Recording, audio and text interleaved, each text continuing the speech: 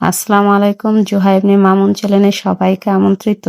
এই হলো বড়ির সত্ত্ব, যা অনেকদিন পর্যন্ত সংরক্ষণ করে রাখা যায় আর খুবই ভালো লাগে। এই বড়ির সত্ত্ব খেতে কে না পছন্দ করে, সবাই পছন্দ করে। বড়ির আচার তো প্রায় খায়। একবার এভাবে বড়ির সত্ত্ব বানিয়ে বহুদিন পর্যন্ত সংরক্ষণ করতে পারবেন। আর এটা কিভাবে সংরক্ষণ করতে হয় সেই প্রসেসটা আজকে দেখাবো। যদি আমার চ্যানেলে নতুন হয়ে থাকেন তাহলে চ্যানেলটা লাইক, কমেন্ট, সাবস্ক্রাইব করে বেল আইকনটা প্রেস করে দিবেন যাতে নতুন নতুন ভিডিওগুলো আপনাদের কাছে পৌঁছে যায়। আর এখন একটি কড়াইতে মশলা নিয়ে গরম করে নিয়েছি। মরিচ, জিরা, সরিষা, কালো জিরা একসঙ্গে দিয়ে গরম করে একটু একটু পাউডার করে নিলাম। প্রথমে এটা আমসত্ত্বর মেঝে ব্যবহার করব। আর এখানে বড়িগুলো আগে সিদ্ধ করে নিয়েছিলাম। আর সিদ্ধ করার পর এখন ভালোভাবে একটি ডালঘুটনি যে কোনো জিনিস দিয়ে ভালোভাবে এগুলোকে ম্যাশ করে নেবেন। আর যা আমি এখন করে নিচ্ছি। এই তো আমার ম্যাশ করা হয়ে গেছে। এখন একটি ছাঁকনির সাহায্যে এগুলোকে ভালো করে প্রেস করে নিব। এর পালগুলা বের করে নিতে হবে, দানাগুলা আলাদা করে নিতে হবে। মসৃণ একটা পাল বের করে নেব। দেখুন এভাবে এই ছাঁকনিগুলা সবারই ঘরে থাকে।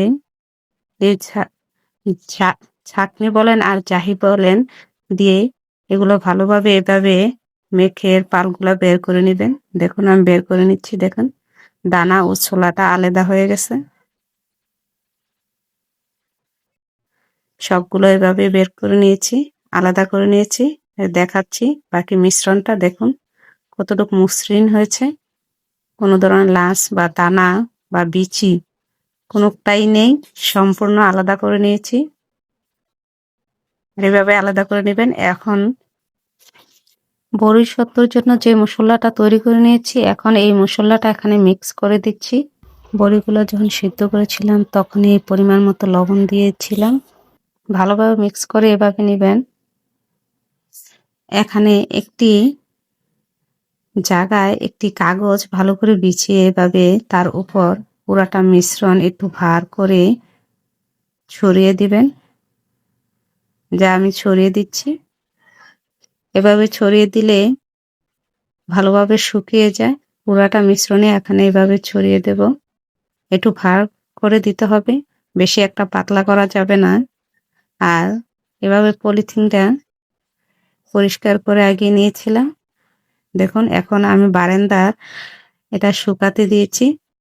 একটা ডালা নিয়েছি, তার মাঝখানে কাগজটা নিয়ে শুকাতে দিয়েছি। এই যে দেখুন শুকিয়ে এসেছে। শুকানোর পর প্রসেসটা আপনাদেরকে দেখাচ্ছি। এভাবে টান দিলে সহজে উঠে আসে। এক পিঠ পুরা শুকিয়ে গেছে, আরেক পিঠ একটু একটু কাঁচা আছে। আবার আমাকে এটা রৌদ্র দিতে হবে। রৌদ্রেতে পুরা শুকানোর পর বাকি প্রসেসটাই আপনাদেরকে দেখাবো।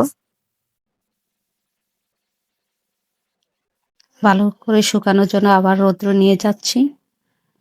এই তো দেখুন শুকিয়ে দোনো পিঠ ভালোভাবে আমি শুকিয়ে নিয়েছি। আপনাকে দেখাচ্ছি পুরোপুরি শুকানো হয়ে গেছে সম্পূর্ণরূপে। এখন একটি ছুরির মাধ্যমে তা কেটে নেব। যদি আপনাদের কাছে রেসিপিটা ভালো লেগে থাকে লাইক, কমেন্ট, সাবস্ক্রাইব করতে ভুলবেন না। আর বেল আইকনটা প্রেস করে দিবেন যাতে নতুন নতুন ভিডিওগুলো আপনাদের কাছে পৌঁছে যেতে পারে। ধৈর্য সহকারে ভিডিওটা দেখার জন্য ও আমার সঙ্গে থাকার জন্য সবাইকে অনেক ধন্যবাদ। এভাবে ছুরির মাধ্যমে ভালোভাবে সাইজ করে কেটে নিচ্ছি। আপনারা আপনাদের সাইজ মতো করে কেটে নেবেন। আর এই বড়ির সত্ত্বটা অনেকদিন পর্যন্ত সংরক্ষণ করে খাওয়া যায়। ইচ্ছে করলে আপনারা যখন খুশি তখন এই বড়ির সত্ত্বটা খেতে পারবেন। যখনই বড়ি খেতে ইচ্ছে হয় তখন বড়ির সত্ত্বটা খেতে পারবেন। এটা একটু হালকা টক মিষ্টি বড়ি। তো এতে শুধু মশলাটাই ব্যবহার করেছি আচারের। আচার মশলাটা ব্যবহার করতে পারেন, কেউ চাট মশলাও ব্যবহার করতে পারেন। তবে আমি যে মশলাটা ব্যবহার করেছিলাম সেটা চাট মশলাই।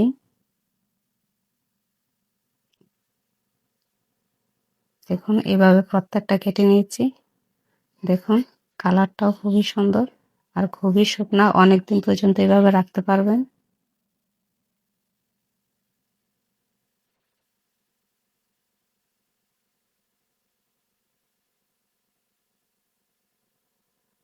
আবারও বলছি, সবাই ভালো থাকবেন। ধৈর্য সহকারে সঙ্গে থাকার জন্য সবাইকে অনেক ধন্যবাদ।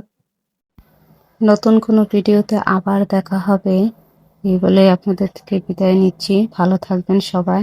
আসসালামু আলাইকুম।